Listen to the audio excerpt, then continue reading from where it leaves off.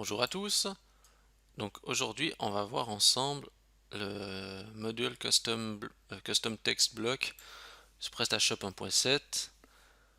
Donc on va déjà regarder qu'est-ce qui fait ce module et qu'est-ce qui nous permet de faire. Donc on va aller dans la partie modules et services. Donc là, il s'agit d'un module qui est déjà installé et on va rechercher donc non, il s'appelle Custom Bloc de texte personnalisé. Alors, ce qu'il y a de... Bon, ça c'est un petit détail, mais ce que je vois ici, c'est écrit, c'est bloc de texte personnalisé au pluriel. Donc ça veut dire pour moi qu'il y a plusieurs possibilités de... On peut mettre plusieurs blocs de notre choix. Et ce que je constate en fait, c'est que quand je suis dans le module, je peux que mettre un seul bloc. Il n'y a pas la possibilité de faire une gestion multi-bloc.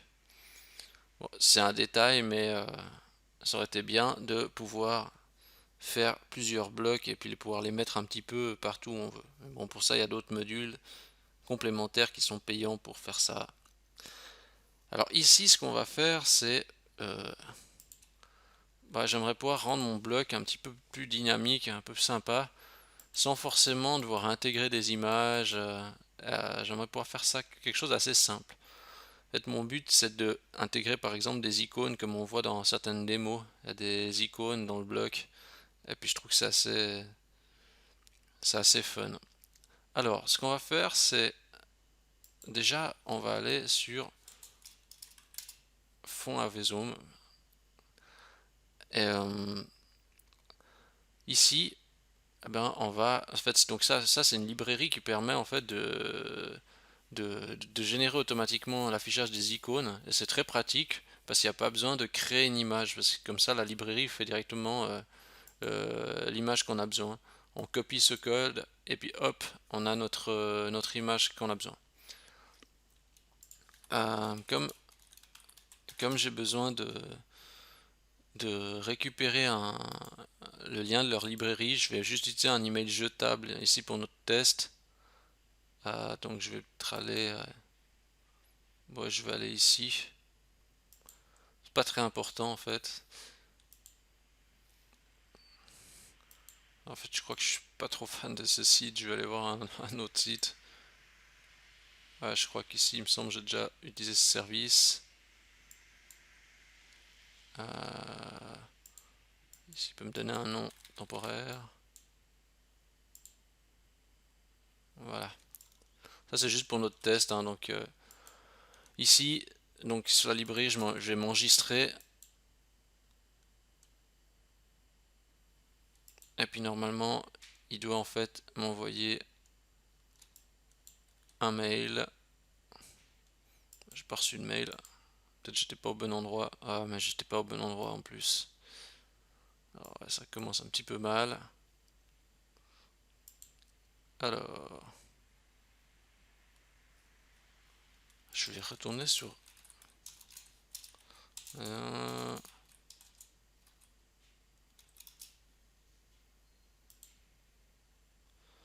alors, je sais pas si ah bah c'était là-dedans, alors je pense.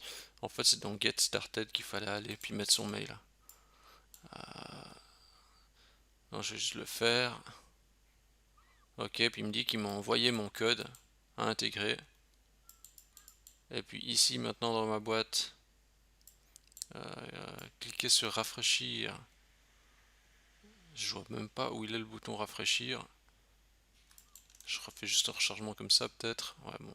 J'ai dû faire un F5 hein, ou un F1 ou un CTRL R.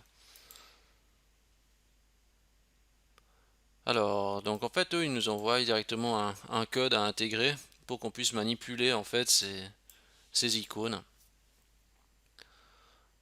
Donc, ce qu'on va faire, euh, ici, si on regarde, j'ai fait déjà une petite modification du module PS Custom Text. Donc, c'est le module qui est là. Donc, module PS Custom Text. Voilà.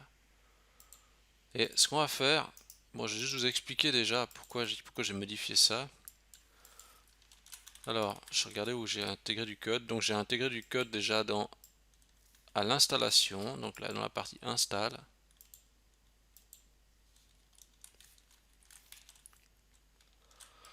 Pourquoi? Parce que en fait, je veux que le module, quand il s'installe, il s'enregistre aussi dans le header. Ça veut dire que dans le hook du header, il va aussi injecter, euh, il va injecter aussi à son emplacement. Ça veut dire que quand la boutique va se charger, le point d'accroche du header va être aussi exécuté.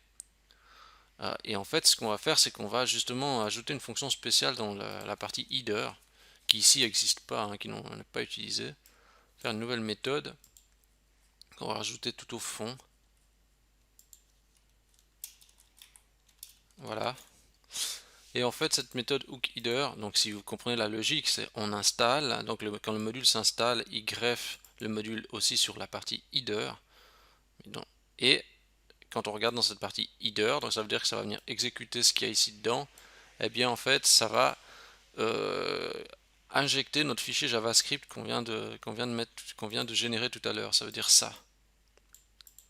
Alors, déjà, là, juste la première chose, c'est qu'il faut que j'actualise mon fichier parce que ici, moi j'ai l'ancien fichier que j'ai utilisé quand j'ai fait mon test. Vous voyez, là, c'est un autre code.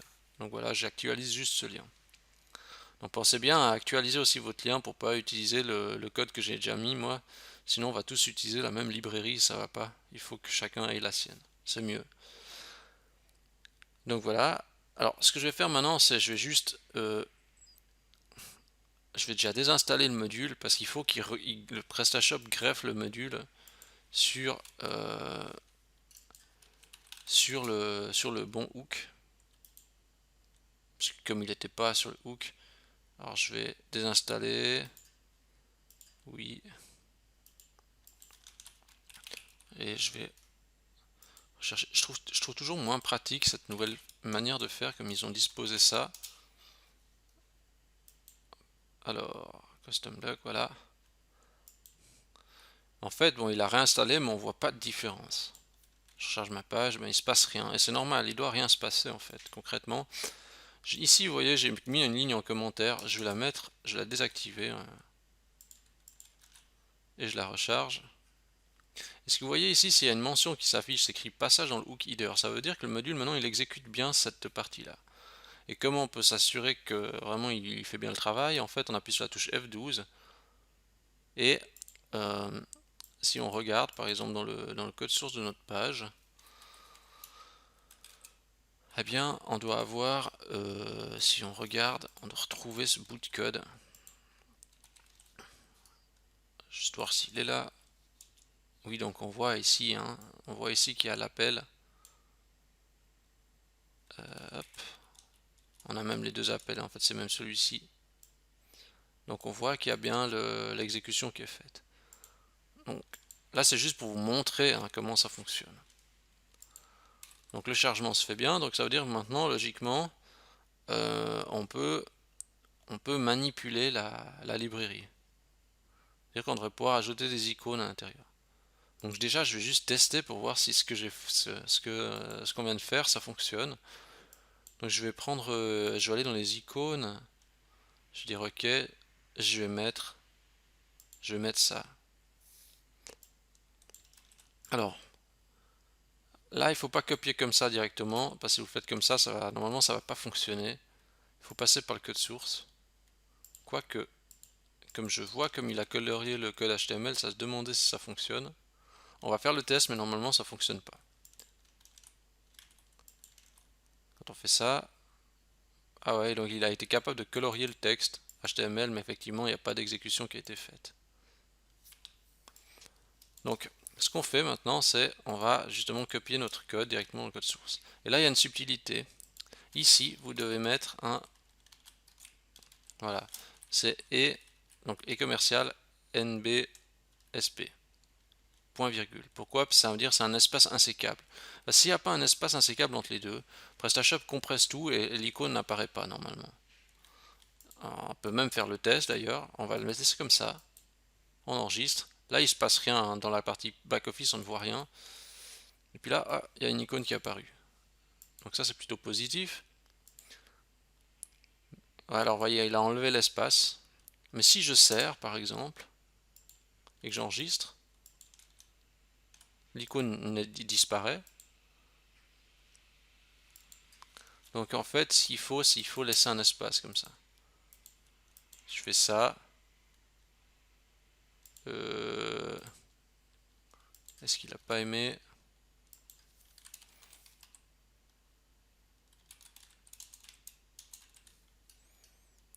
Là, je refais un espace insécable. Là, ça fonctionne. C'est un petit peu subtil, mais ouais, j'ai pas trouvé vraiment d'autres parades. Il faut mettre cet espace insécable, en tout cas pour l'instant. Alors, maintenant, ce qu'on va faire, c'est on va essayer d'améliorer un petit peu ce qu'on a fait. Donc, moi, je vais retourner sur Layout It, et puis on va essayer de faire quelque chose d'un peu fun. Alors, je vais tout supprimer. Je vais dire. Alors, déjà, je vais dire, je vais créer 3 colonnes avec. Qu'est-ce qu'il y a là-dedans? Non, peut-être pas ça. Je regarde un petit peu qu'est-ce qu'on peut me proposer. Bon, on va pas trop s'éterniser, hein. On va mettre un titre, un paragraphe. Ou il me semble que j'aimerais bien mettre peut-être même un bouton. Je regarde qu'est-ce qu'on peut mettre là-dedans. Composants. Normalement, on doit pouvoir trouver des boutons. Je les vois pas. Ah mais ils sont ici, boutons.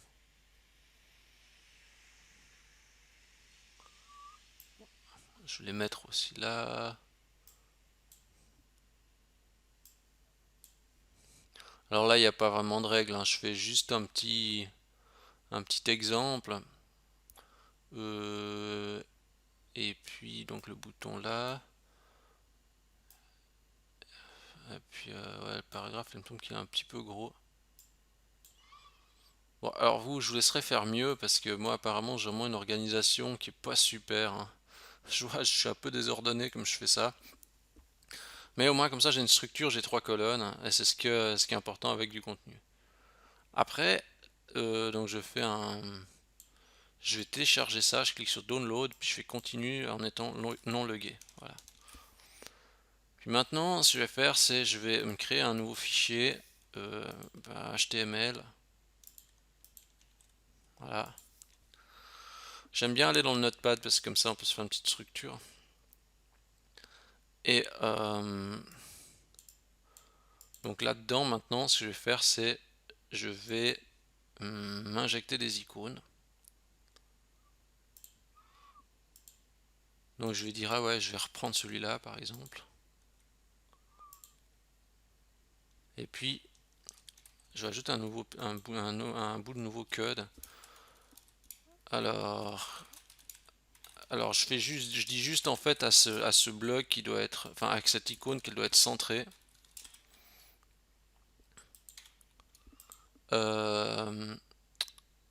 Voilà. Il faut que je mette mon espace insécable, hein. Donc comme ça. Je vais mettre ça encore là. Et aussi là. J'ai déjà testé ça. Je vais juste voir si mon concept marche parce que faut que je teste.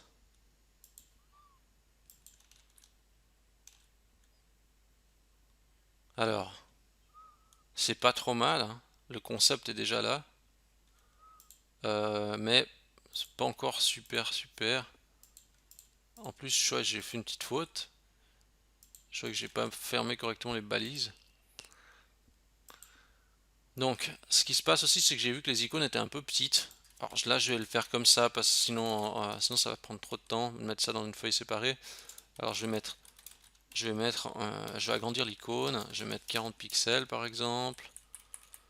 J'applique ça aux autres aussi.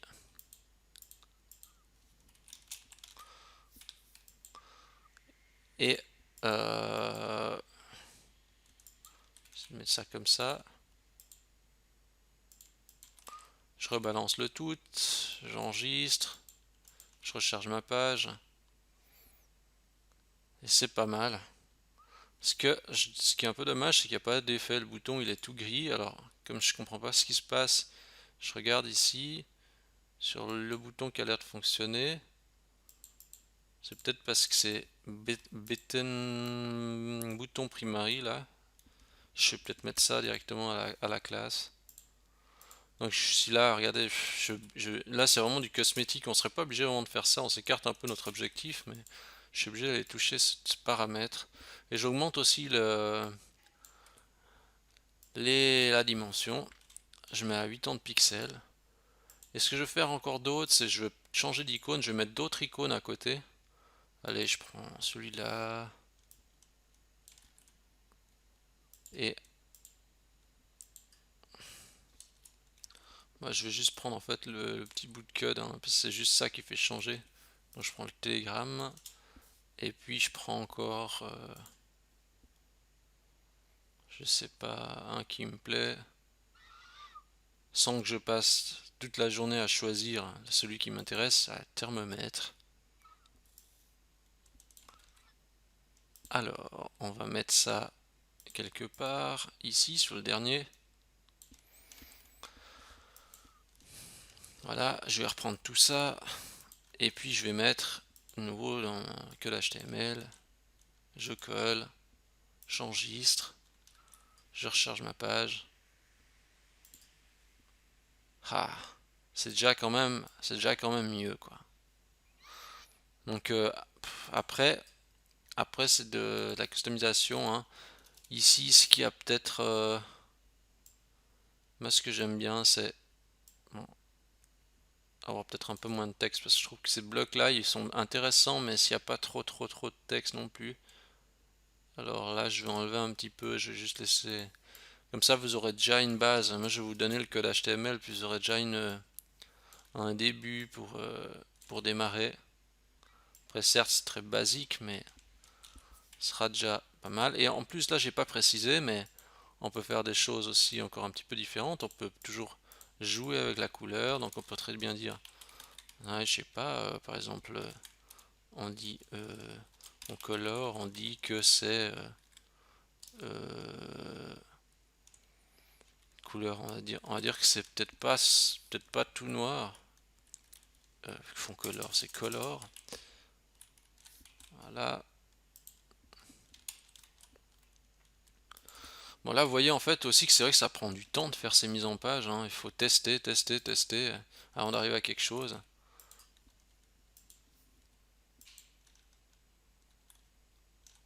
Voilà. Et vous voyez en plus la couleur est pas vraiment la même que le standard, hein. C'est une autre couleur, c'est la couleur que j'ai déterminée. Et voilà, on a quelque chose d'assez sympa. Puis en plus de ça, c'est que ça marche sur les différents supports. Voilà, il y a peut-être encore un petit espacement à faire.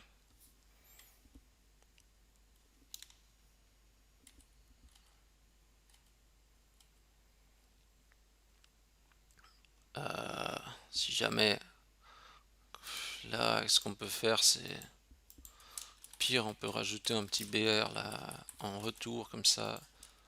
C'est un petit peu système D, mais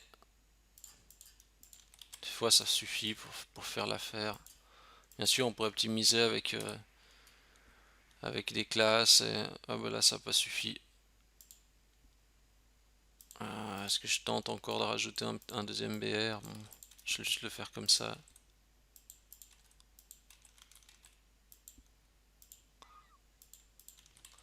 Donc c'est vrai que il faut tester. C'est en testant qu'on se rend compte si ça marche bien. Ouais, vous voyez là, c'est déjà plus ou moins correct. Ça passe quoi. Donc ça c'est intéressant. Après, je vais encore juste vous montrer une dernière chose. Je sais que ça s'éternise un petit peu. Ce que vous pouvez faire aussi, c'est en customisant ce bloc-là, vous customisez aussi le reste de la boutique. Donc ça veut dire que ici, par exemple dans une fiche produit, vous pouvez aussi utiliser maintenant la librairie. Et ça c'est vraiment le top.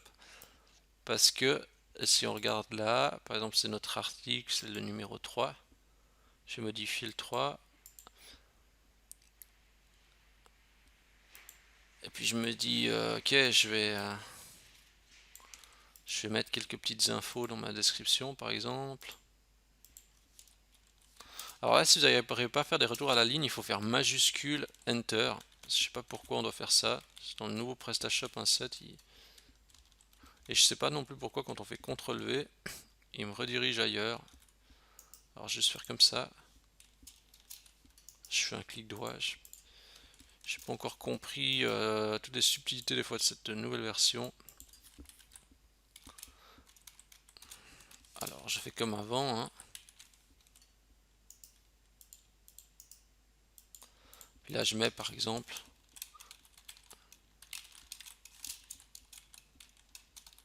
formation 2, voilà. Je mets un BR pour le retour. Voilà. Et j'enregistre. Si on refond de la page, regardez, on voit le signe de la température, il a marché aussi, il a appelé partout. Ce que je vais faire encore, c'est juste une chose, je vais juste rouvrir. Et je vais juste resauver.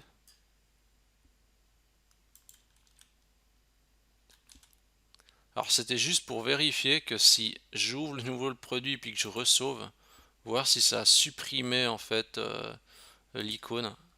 Mais apparemment, non, apparemment ça reste. Donc quand je fais ça, ça reste bien. Donc même si vous partez de la fiche produit, vous l'ouvrez, vous la resauvez, ben, ça conserve ce changement. Donc ça peut être un petit plus pour étoffer la fiche produit avec justement ces infos qui peuvent être sympas.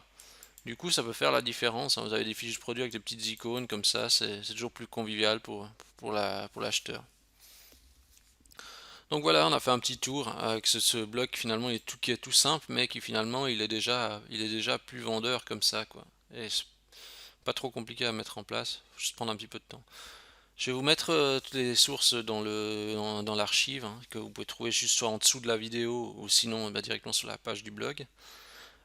Si vous avez aimé ce tutoriel et que bah, n'hésitez pas à vous s'abonner à la chaîne YouTube et bah, pourquoi pas laisser un petit commentaire et n'hésitez pas à faire vos suggestions peut-être pour des prochaines vidéos. Je vous remercie d'avoir regardé cette vidéo et je vous dis à la semaine prochaine.